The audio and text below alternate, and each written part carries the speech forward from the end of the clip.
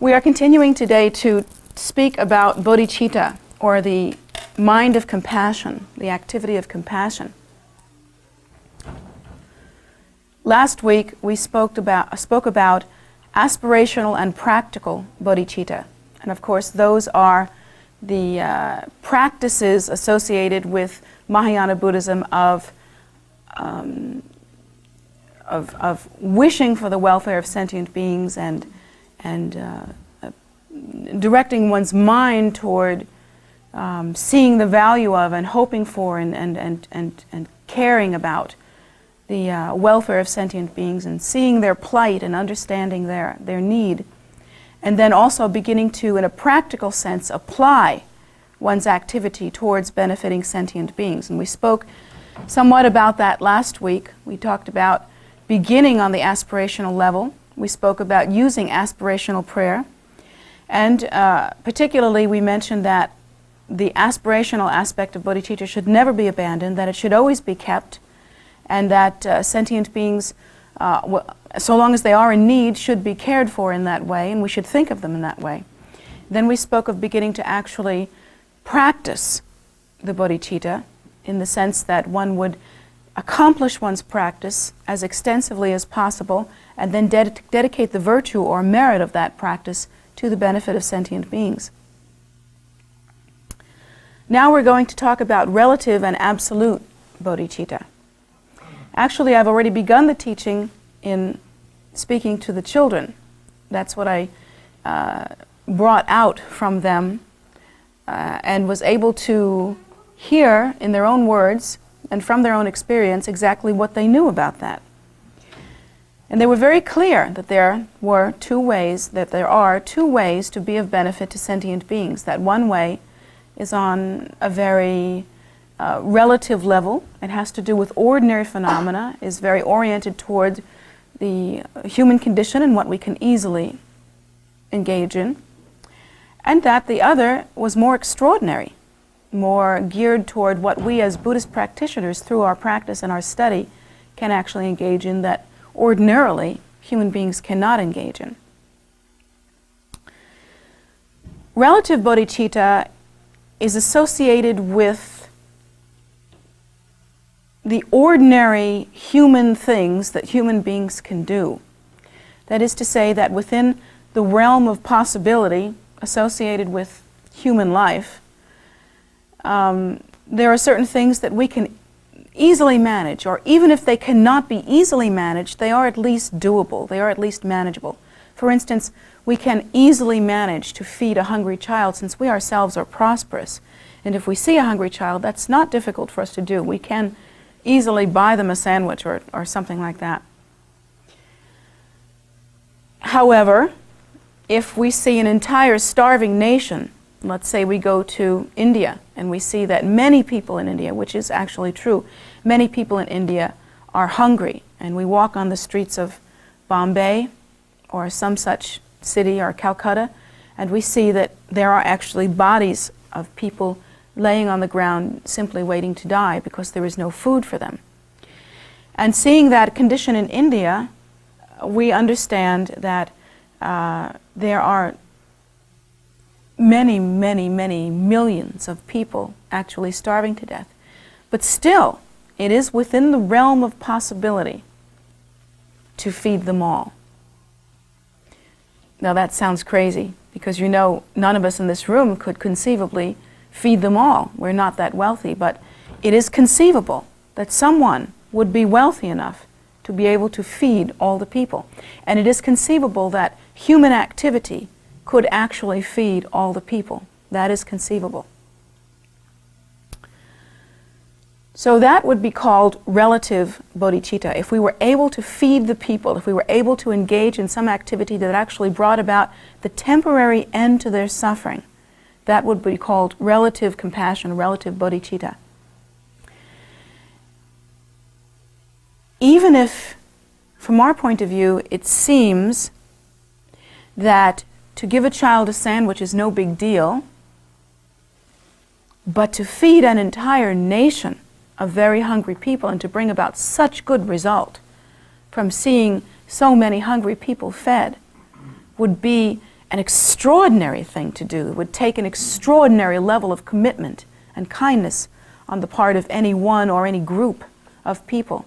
Still, they are both within the same category of relative bodhicitta. And the reason why is that even if we were able to feed the whole world from now until the time of our death, even if I were personally able to do that, from now until the time of my death, the kindness that I would actually be engaging in might really weigh out to be something very small. Because however many years I live, during that time, I can see, I can understand, I can know for myself that the suffering of hunger might be alleviated in the world. However, I can do nothing about the suffering of sickness that is caused by other than hunger. I can do nothing about the fact that these sentient beings will die, that they will experience loneliness, that they will experience disappointment, that they will have worked hard all of their lives and really possibly received very little result from that work according to what they actually do. And so even if I engage in this seemingly extraordinary kindness and my whole life become involved in political issues to see that this is continued, still we can only be involved in benefiting sentient beings until the time of their death. We can only deal with this one incarnation that we can actually see. That is the limitation of our human condition. What we cannot do is follow them into the after-death or intermediate state. That is to say, enter with them into the bardo or intermediate state and be with them as they take rebirth in a new life, which according to the Buddhist teaching they do. We do believe in rebirth. We cannot guarantee that their next future rebirth will be auspicious. We cannot guarantee that it will be free of suffering. We cannot guarantee that they will not be hungry then. We cannot guarantee that they will not endure some terrible disease or hardship that we have no control over. In fact, we are impotent. As parents, as mothers and fathers, as husbands and wives, as lovers and friends, we cannot even look into the eyes of our most beloved children and husbands and wives and those that we care for so greatly and say to them, I will care for you. I will see that you no longer suffer. I will be there with you always. I will always be here for you. Even that simple statement that mothers say to their children all the time on some level, we cannot truthfully say to our children because we do not have the power to be here for them always. Always is a long time. Always is longer than one life. We can promise to do our very best until the time of our death. But according to the human condition, that is the limit of what we can do. I know, because I am a mother, that when you look into the face of your newborn child, you make promises to that child from the heart, from the depth of your heart. I will not let you suffer. I will always be here for you. And those promises, due to the limitations of the human condition, are in fact lies. We marry, and even upon our marriage, the taking of our vows, we dedicate ourselves to fulfilling in some way our partner, or to participating in their fulfillment, or to supporting them in some way. We promise that we will always be there for them. If we cannot keep that promise, those of us that have been involved in marriages in which there has been a breakage of the marriage, or perhaps have been involved in a marriage in which one of the partners has died, know that that is true. The limitations of the human condition are truly awesome. They are extensive, and they are unbreakable, it seems. So whatever kindness that we can contribute that benefits a human being or any sentient being, that is to say an animal or any life form, even those that we cannot even imagine, but benefits them during the course of their life, of their single life, their particular incarnation or expression at that time, is considered to be relative bodhicitta. Now, many of us are kind people. I don't think any of us have committed axe murders in this lifetime anyway. Nobody knows what we did before. Most of us have engaged in some kind of kindness. As Buddhists, certainly we try not to kill. We never kill deliberately. If we see suffering, we try to alleviate it. And that's not only true of Buddhists, that's true of people who make kindness their philosophy. So we have all engaged in relative bodhicitta in some form. But what we need to do is we need to distinguish between relative bodhicitta and absolute bodhicitta. First of all, to understand the value of absolute bodhicitta, we must rely on the Buddha's teaching, in that the Buddha teaches us that inherent within all sentient beings is the seed of enlightenment, the very Buddha nature in seed form. That each sentient being, each and every one without exception, has the capacity to achieve realization. Each and every one. And that Buddha seed is equal in weight, equal in clarity, equal in depth, that there is no sentient being that is any more significant or important than another. That each of us has equal potential for Buddhahood. That is absolutely true. If that's so, though, why is it that so many of us live and die without coming close to working toward enlightenment, toward awakening? Why is it that we can read the newspaper and we can hear of lives in which beings go through all manner of problems and trauma, and never once do they consider that it is possible to be free from suffering by achieving enlightenment?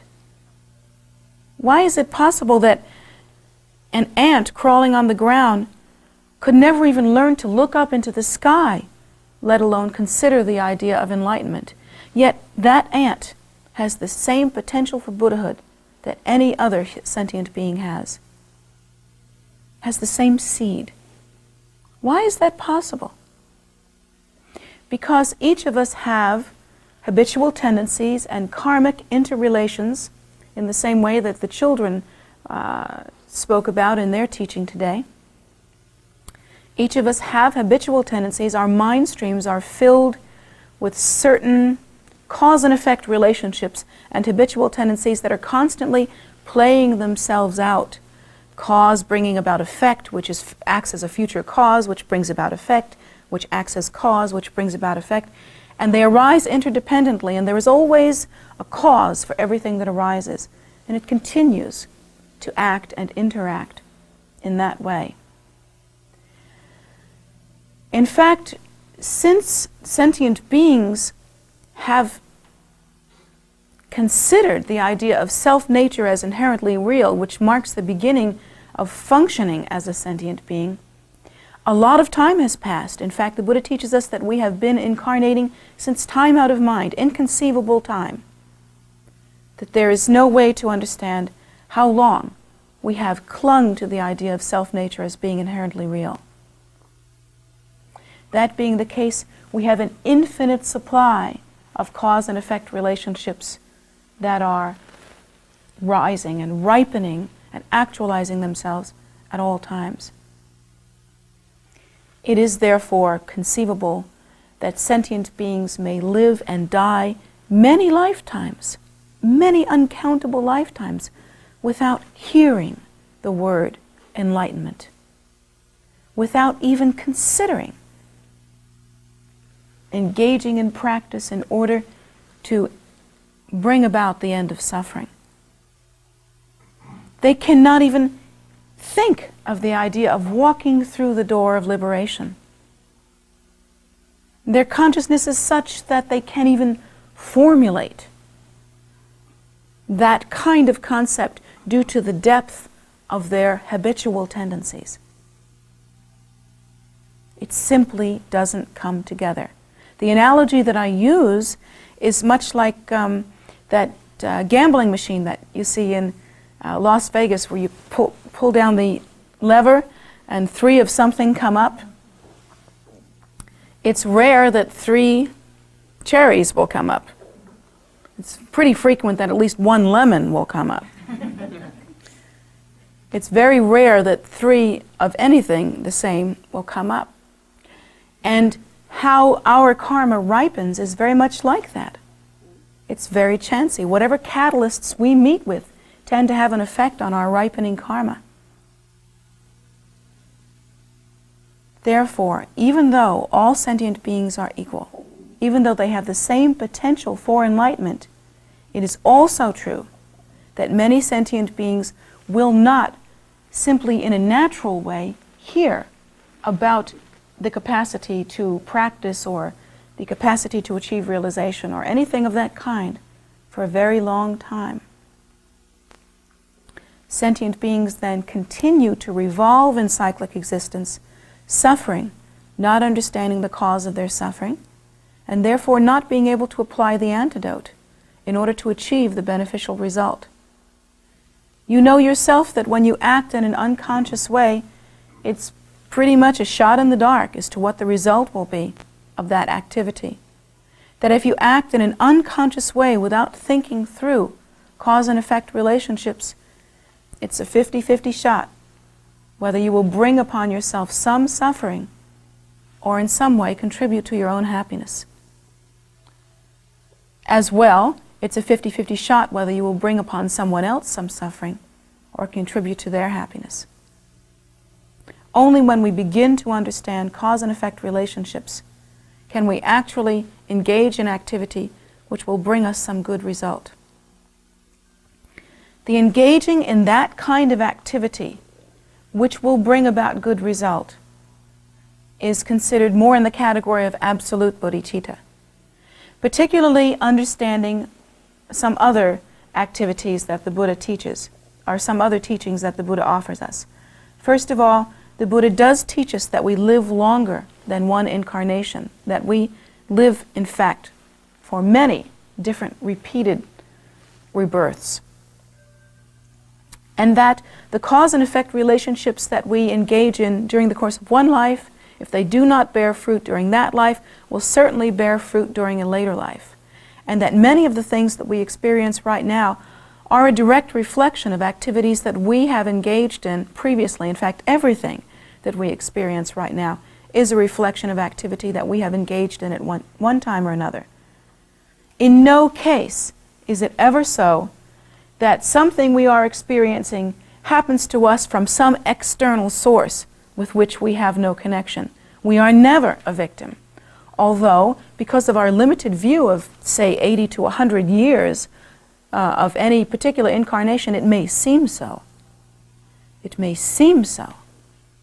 But it's only because our understanding is very limited. Our view is limited. So the Buddha teaches us then that we must engage in activities that actually bring about the cessation of suffering on a long-term basis. Now the Buddha also teaches us that in fact there is really only one final cessation of suffering. And that one final cessation of suffering is called enlightenment. That only in experiencing enlightenment, which is the direct awakening to the primordial wisdom state, that state which is innately wakeful and luminous, yet non-specific and free of any kind of contrivance, that only in awakening to that state can one actually be free of suffering. Because in that state, since one is aware in a non-specific way and innately wakeful but not engaged in structure and contrivance of the ordinary kind, then one does not actually have the building blocks or the cause and effect relationships with which one creates unconsciously one's suffering. So then experiencing the naturally wakeful state, one is again awake, one is cognizant, but not engaged in cause and effect relationships in the same way that ordinary sentient beings are. Under those conditions, then, suffering is not. There is no building block for suffering. Well, what does one do? See, that is the next question that non-Buddhists or even beginning Buddhists will ask. If you're not engaging in cause and effect relationships, what are you doing? Are you drooling at the corner of the mouth, or what exactly is happening here? Actually, in the awakened state, one is, again, cognizant, but in a non-specific way. One realizes one has the capacity then to awaken to and to remain stable in the natural state. That state which is luminous and free of distinction, free of contrivance. Being able to remain awakened in that state, one can view cause and effect relationships. One can view them. One can understand them. One can actually engage in them in a very insubstantial way, in the same way that one would blow a bubble or view a rainbow.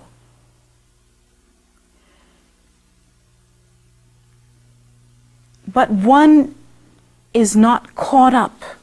Since the mind remains stable in the natural state, one is not caught up in the fixation of the playing out of cause and effect relationships in a linear form. One is not fixated on that continuum to the degree that one is caught up and actually engaged in cause and effect relationships. One can view them. One doesn't become retarded or stupid, but one does not remain caught up in them. And the difference is that one is awake to one's nature.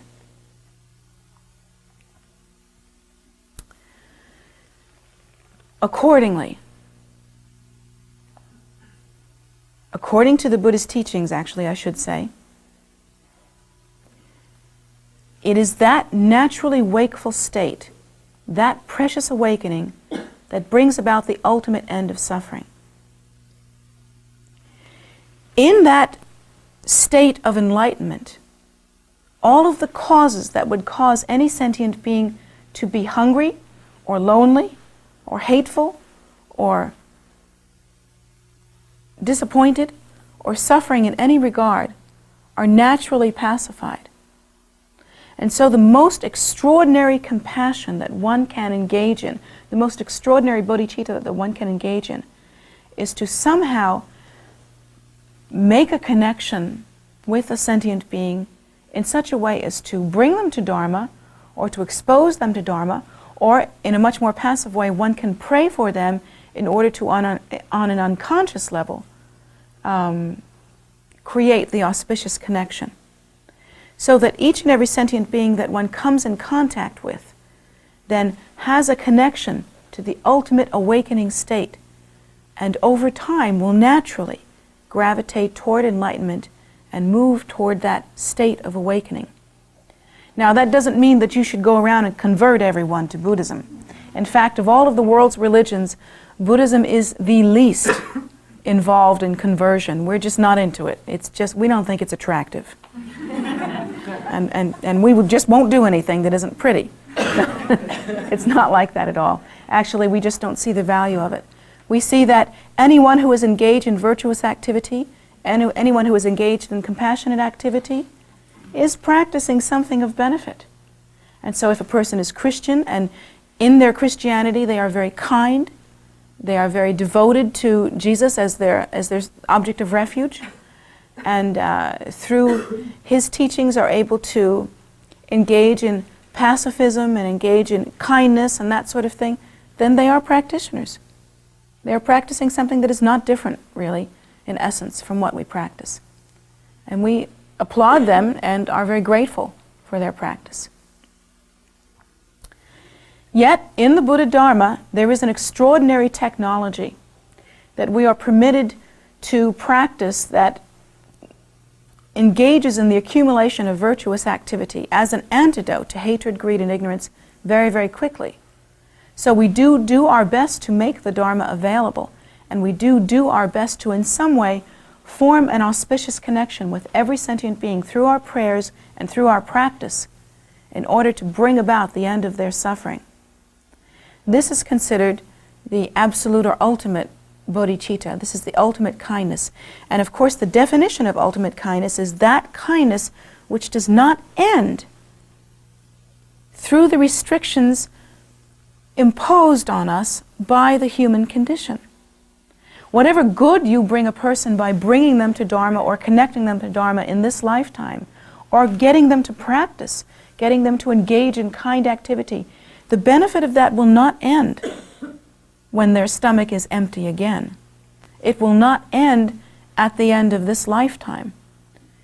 It will be a part of their mind streams and will continue to bear fruit for an endless time to come until they ultimately come to enlightenment. And so it is considered that in our religion that if we see hungry people, we should do our best to feed them. As well, we should do our best to pacify the cause and effect relationships within their mind stream so that they can come to the state of awakening and thereby be permanently free of hunger, permanently free of suffering. That can sometimes be tricky. There have been times when I have given to people that were poor and hungry, money that I had. When I first went to India, I gave out dollar bills like a crazy person until I found out that in India that begging is a profession for some people and that it's very difficult to tell who are the truly unable to work and who are simply begging as a profession. And when I was able to discern between the two, those that were begging as a profession, I knew from my practice are actually accumulating the karma of future suffering.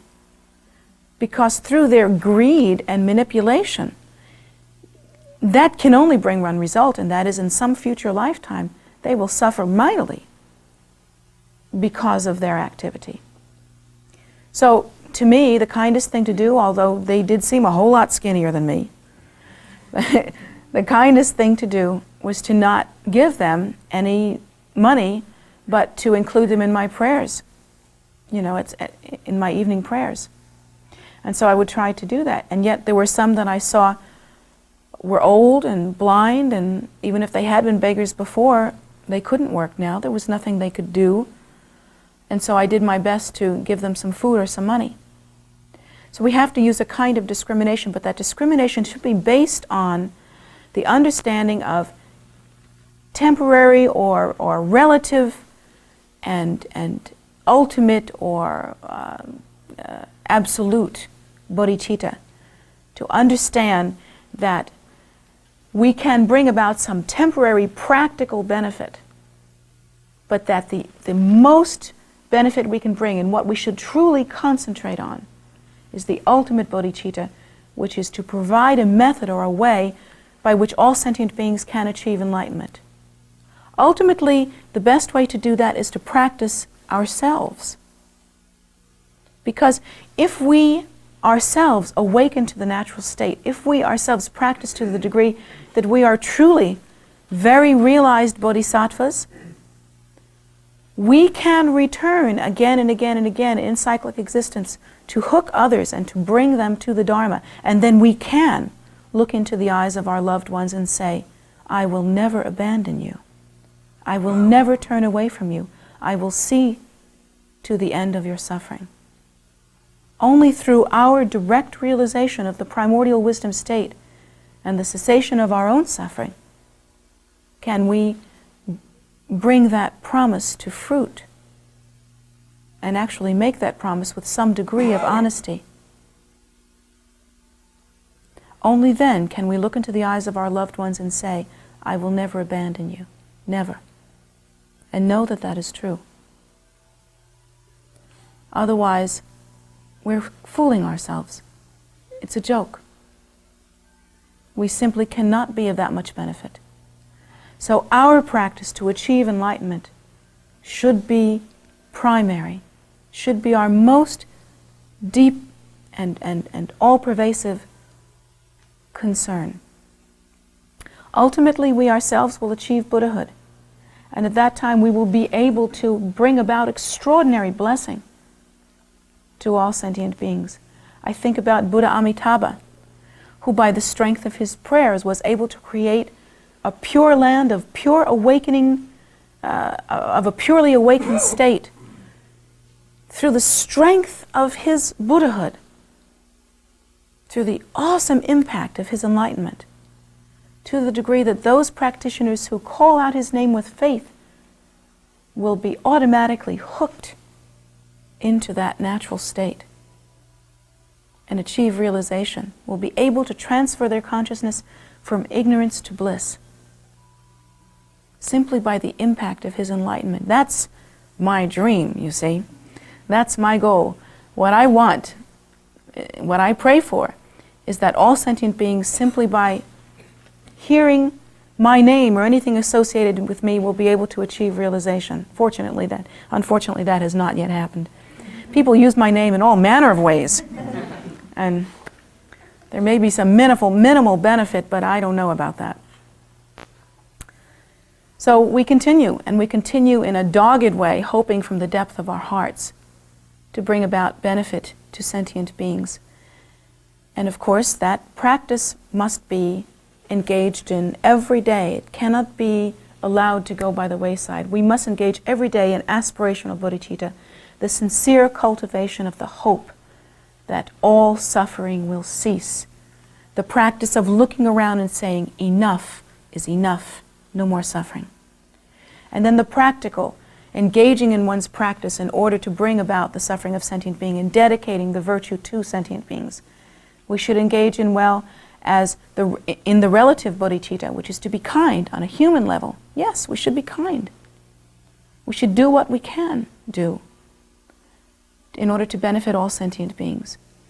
But we should make no mistake that the core of our practice should be the actual practice of absolute bodhicitta, the engaging in sincere practice in order to achieve realization for the benefit of beings, and furthermore to do all that we can through our practice to hooking sentient beings with the auspicious connection to the precious awakened state. These are the things, the cornerstones of Mahayana Buddhism. And of course, Vajrayana Buddhism, which we practice here, is a section of Mahayana Buddhism, and so for us as well, these are the cornerstones of practice. There is no practice in our tradition without bodhicitta. If bodhicitta is not engaged in a fundamental and as well as an advanced way, there is no practice. If there is no intention to benefit beings, the foundation of one's practice is gone. There is no practice at all. So even if we learn to beat the drums and ring the bells and do all the ritual things, the fancy ones that are associated with our practice, and even if we learn to chant very well and we wear Dharma clothes and we make the Dharma scene and get all the high teachings, if there is no compassion, if there is no sincere gravitation toward bodhicitta, if that is not the point, then there is no point. There is no practice. In closing, that is seen on the Dharma scene. The very fancy, highfalutin kinds of practice, very stunning display associated with no kind of kindness at all, which makes it a stunning display of a waste of time, and probably a stunning display of absolute stupidity. Unfortunately, it is seen. We must understand that from the get-go, our practice is about loving kindness. That is our religion. And if every move that we make and every step that we take and every fulfillment of our practice obligation is not done with concern for sentient beings, because we have once again looked around and said enough is enough, then we should not waste our time. So please consider that, and I hope that you will take that teaching home and actually practice it. Because if you don't practice it, then again, that is a waste of time. And make it part of your life in some way. Thank you very much for coming today. And I hope to see you again. I hope you'll come and pray and meditate with us on a regular basis.